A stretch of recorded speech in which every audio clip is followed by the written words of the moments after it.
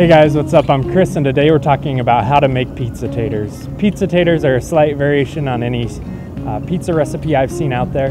It's nice because you don't have to make the crust, which I've found to be the most tricky part about making pizza in the backcountry. So you can make pizza taters by using some stovetop potatoes. And now sometimes the stovetop potatoes will include cheese with them, but if not, you can just grab a cheese packet out of a macaroni and cheese box. So you have the potatoes, you have the cheese, you add some pepperoni, some sun-dried tomatoes, and some pizza seasoning to flavor it up a bit, and you're ready to go. So I've already boiled 2 cups of water and added the cheese and dry instant milk mixture into the 2 cups of water. Now I just need to stir it up, make sure it's really nice and dissolved so there's no powdery chunks in there. Then once you have that, you're ready for the next step, which involves adding the potatoes. So we're gonna go ahead and do that here. And so as you can see, this is what the potatoes look like. You can get these almost at any grocery store. So once you have that, you just add them into the mixture. But once you get it in there, you just wanna stir them around. And then once they're in there, you're gonna just let them sit and rehydrate for 10 to 15 minutes, and then once you're done waiting, you can add the rest of the ingredients. So we'll just be back here in a bit. So we've let our cheese and potatoes cook for a little bit.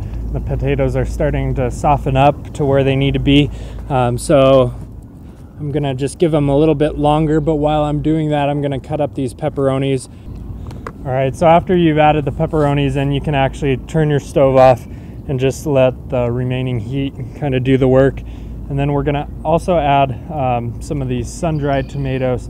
Now these are in a jar, but you can also get just regular sun-dried tomatoes that are completely dry, that are in a bag that you can just let rehydrate a bit in water before you add them in. But we're just gonna do this for today and put these into our Primus stove. And this jar is more than we need. We just want kind of the top little bit there, just for some flavor. So here we're just adding our seasoning in.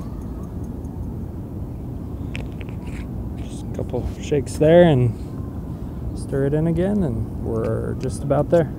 So we're just about ready to try this out, but before we do, I want to recap what we did to get this far. So we started off with 2 cups of water. We added our dry cheese and dry instant milk mixture to the water.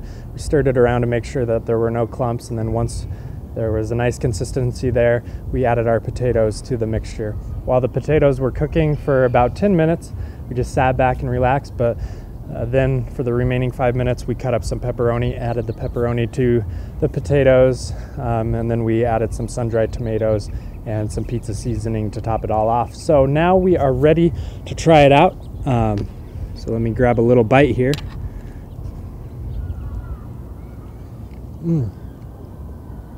Has a great pizza flavor.